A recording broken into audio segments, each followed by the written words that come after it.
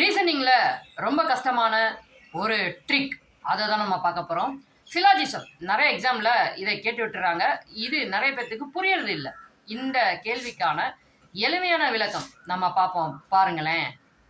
அனைத்து சென்னையும் தமிழ்நாடு, அனைத்து தமிழ்நாடும் இந்தியா, இதுதான் கேள்வி. இப்போ இதுக்கான கன்க்ளூஷன் எப்படி கொடுக்குறாங்கன்னு பாருங்களேன். அனைத்து இந்தியாவும் தமிழ்நாடு, சென்னையின் சில பகுதிகள் தமிழ்நாடு, இப்படின்னு கன்க்ளூஷன் உங்களுக்கு கொடுத்துருக்காங்க. இதோடைய ஆப்ஷன்ஸ் 1 மட்டும் சரி, 2 மட்டும் சரி, 2ம் தவறு, 2ம் சரி. யோசிங்க. என்ன யோசிச்சிட்டீங்களா? வாங்க விளக்கத்துக்குள்ள போவோம். அனைத்து சென்னையும் தமிழ்நாடு, அனைத்து தமிழ்நாடும் இந்தியா, இது நல்லா புரிஞ்சிச்சா? ஆன்சர்ல உங்களுக்கு கொடுத்திருந்தது அனைத்து இந்தியாவும் தமிழ்நாடு, சில சென்னை தமிழ்நாடு, இதுல எது சரி அப்படின்னு தானே கேட்டிருக்காங்க. வாங்க ஈஸியா உங்களுக்கு புரியுற மாதிரி சொல்லித்தரேன். சென்னை அப்படிங்கிறது எதுக்குள்ளங்க இருக்கு? தமிழ்நாட்டுக்குள்ள. Right, okay. அடுத்தாப்புல தமிழ்நாடுங்கிறது எதுக்குள்ள இருக்கு? இந்தியாக்குள்ள. அப்ப அனைத்து இந்தியாவும் தமிழ்நாடு அப்படிங்கிறது தப்பா? ஏன்னா இந்தியாவில் தமிழ்நாடு மட்டுமா இருக்கு?